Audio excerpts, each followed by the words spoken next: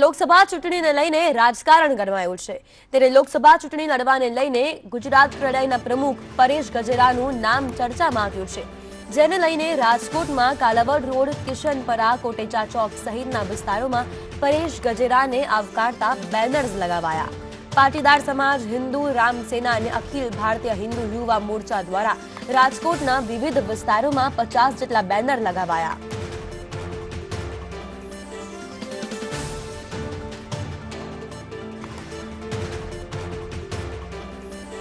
આ સમગ્ર મામલે અમારા સંવાદદાતા રહીમ લાખાણી પરેશ ગજેરા સાથે જોડાઈ ચૂક્યા છે. તેમની સાથે સંવાદ કરશે અને સવાલ કરશે. જી રહીમ.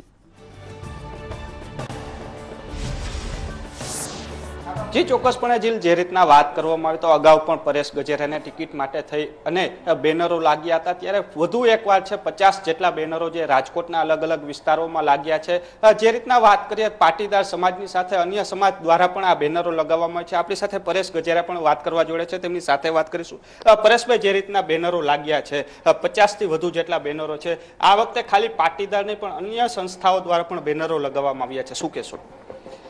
મારા માટે ખૂબ ખુશીની વાત છે. ઝાઝા બધા લોકો, મેં આ 20 વર્ષનું મારું જાહેર જીવન, જે મેં લોકોનું કામ કર્યું, મેં સમાજ સાથે કામ કર્યું, મેં એસોસિએશન સાથે કામ કર્યું, એ લોકોની ઝાઝા બધા લોકોની લાગણી છે અને એ લાગણી હવે બહાર આવી છે. મને આમ તો અવારનવાર લોકોના ફોન આવે છે, મેસેજીસ આવે છે કે પરેશભાઈ, તમારા જેવા લોકોને પોલિટિક્સમાં જરૂર છે, તમે આવો આવો. હું પહેલેથી ના પાડતો આવ્યો છું કે મારે નજીકના ભવિષ્યમાં રાજકારણમાં નથી જવું, નજીકના ભવિષ્યમાં કોઈ ચૂંટણી નથી લડવી. હું રાજકારણમાં હતો, પછી સમાજના કામ કરવા આવ્યો, અત્યારે એસોસિએશનમાં સક્રિય છું. ભવિષ્યમાં જઈશ કે નહીં જાઉં એનું અત્યારે નક્કી નથી, પણ મેં નજીકના ભવિષ્યની હંમેશા ના પાડી છે. પણ જ્યારે બોડો સમાજ, બોડા લોકો, બોડા સંસ્થાઓના આગેવાનો, બીજા સમાજના આગેવાનો, બીજી સંસ્થાઓ, પાટીદાર સમાજ સિવાયની, એ પણ લોકો મને વારંવાર કહે છે. પણ એ લોકોએ આજે જે રોડ ઉપર બેનરો માર્યા છે, મારા માટે ખુશીની વાત છે. મારા હિતેશુ લોકો છે, હું એમનો આભાર માનું છું. પણ સાથોસાથ કહેવા માગું છું કે નજીકના ભવિષ્યમાં કે હાલ કોઈ લોકસભાની ચૂંટણી લડવાનો ઈરાદો નથી, છતાં જે લોકો બધા બેનર માર્યા છે એના સિવાયના સમાજના આગેવાનો, સમાજના મોભીઓ સાથે હવે મારે ચર્ચા વિચારણા હું કરીશ કે આગળ મારે શું કરવું જોઈએ. પરેશભાઈ, જે રીતના વાત કરવામાં છે, બંને પક્ષો તરફથી ઓફર આવે તેવી શક્યતાઓ સેવાઈ રહી છે. જો બંને પક્ષમાંથી ઓફર આવશે તો કોની સાથે આપ લોકસભાની ચૂંટણી લડી શકશો? અત્યારે આજ સુધી કોઈ જાતની ઓફર આવી નથી. આજ સુધી કોઈ પક્ષે એવું નથી કીધું કે પરેશભાઈ તમારે ચૂંટણી લડવાની છે. પણ જો ઓફર આવે તો પાટીદાર સમાજના આગેવાનો, ખોડલધામના આગેવાનો, મારા જે હિતેચ્છુ લોકો છે એ અન્ય સમાજના આગેવાનો બધા હારે ચર્ચા વિચારણા કરી અને જે બહોળા લોકોનો અભિપ્રાય હશે એ મુજબ પરેશ ગજેરા આગળ વધશે. પરેશ ગજેરા કેની સાથે લડવાની ઈચ્છા વ્યક્ત કરશે? કારણ કે જે રીતના વાત પાટીદાર અનામત આંદોલન પણ ચાલ્યું અને હવે આંદોલન પણ પૂરું થઈ ગયું છે, શું કહો છો તમે? ખાસ 99% અનામત મળી ગઈ છે, પાટીદાર સમાજને અનામત મળી ગઈ છે. કેન્દ્ર સરકાર દ્વારા જાહેરાત કરવામાં આવી, ગુજરાત સરકાર દ્વારા એનો ત્વરિત અમલ કરવામાં આવ્યો. હું જ્યારથી પ્રમુખ બન્યો છું બિલ્ડર એસોસિએશનનો, અન્ય સંસ્થાનો, હું કામ કરતો રહું છું. હું એવું ચોક્કસ કહીશ કે અત્યારે પીએમ નરેન્દ્રભાઈ ખૂબ સારું કામ કરી રહ્યા છે.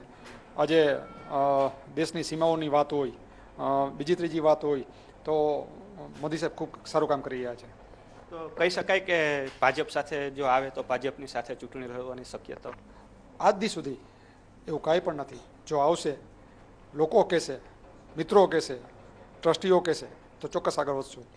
ગઈકાલનું એક નરેશભાઈનું પણ નિવેદન છે, જે રીતના સમાજને આગળ લાવવા માટે હવે રાજકારણમાં જવું જરૂરી છે. અને પહેલો દાખલો એવો પણ છે કે અગાઉ પણ નાની વયે કોર્પોરેટર બન્યા હતા અને હવે લોકસભાની શક્યતાઓ પણ સેવાઈ રહી છે અને પરેશ ગજેરાનું નામ સૌથી વધુ ચર્ચામાં આવી રહ્યું છે.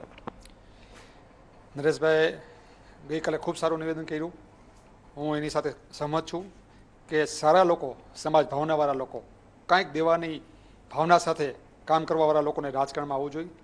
મારી સાથે મોલેશભાઈનું નામ આવ્યું હતું. મોલેશભાઈ પણ ખૂબ સારા માણસ, મોટા ઇન્ડસ્ટ્રીયલ. આવા લોકો પોલિટિક્સમાં આવે, રાજકારણમાં આગળ આવે તો સમાજને, એ વિસ્તારને ચોક્કસ બહુ મોટો ફાયદો થાય અને આવું જ જોઈએ. જે રીતના પરેશ ગજેરાનું નામ ચર્ચાઈ રહ્યું છે, કારણ કે ભલે પરેશ ગજેરાને સામેથી ઓફર હજી નથી આવી, કારણ કે હજી તો વાર છે, પરંતુ પરેશ ગજેરાનું નામ મોખરે ચડે અને પરેશ ગજેરાને ટિકિટ આપે તો કયા પક્ષમાંથી લડવાની તૈયારી? મેં આપને પહેલાં પણ કીધું કે પરેશ ગજેરા એકલો નિર્ણય ન કરી શકે. પરેશ ગજેરાના જે હિતેચ્છુ છે, જે અમારી સંસ્થાઓ છે, જે અમારા આગેવાનો છે, આ તમામ લોકોને સાથે બેસીને નિર્ણય કરવો પડે કે આપણે આ પક્ષમાંથી પરેશ ગજેરાને ચૂંટણી લડાવવાની છે અને એ જે લોકો એ નિર્ણય કરે એ પરેશ ગજેરાને સન્માન્ય હોય છે. બેઠકની વાત આવે તો કોની સાથે ચર્ચા કરવામાં આવશે? કારણ કે લોકોની આશાઓ અપેક્ષાઓ છે, કારણ કે હિતેચ્છુ કારણ કે બેનરો વારંવાર લાગે છે, પરંતુ પરેશ ગજેરાજી ક્યારેય એક પણ પક્ષમાં સામેથી નથી ગયા. તો જે રીતના વાત આવે આગેવાનો સાથે બેસવાની, ક્યાં આગેવાનો સાથે બેસશો ને શું ચર્ચા કરીશું? સર્વપ્રથમ તો નરેશભાઈ ખોડલધામની અમારી ટીમ, એના સિવાય જે કાંઈ અમારી સંસ્થાઓ છે, અમારા એસોસિએશન છે, બિલ્ડર એસોસિએશન, રાજકોટની બધી સંસ્થાઓ, ચેમ્બરથી માંડીને 2-4 સંસ્થાઓ અમારી જે નજીકની સંસ્થાઓ છે એ, અને અમારા હિતેચ્છુ જે બીજા સમાજના આગેવાનો છે, બીજી સમાજની સંસ્થાઓ છે, આ 22-25 લોકો હારે ચર્ચા કરી અને પછી આગળ વધશું. આ હતા પરેશભાઈ ગજેરા. તેઓનું કહેવું છે કે તમામ લોકો છે તેમની સાથે બેઠક કરશે, તેમના આગેવાનો છે નરેશ પટેલ સાથે પણ તેઓ બેઠક કરવાના છે, ત્યારબાદ પોતાનો નિર્ણય છે તે જાહેર કરશે. જી.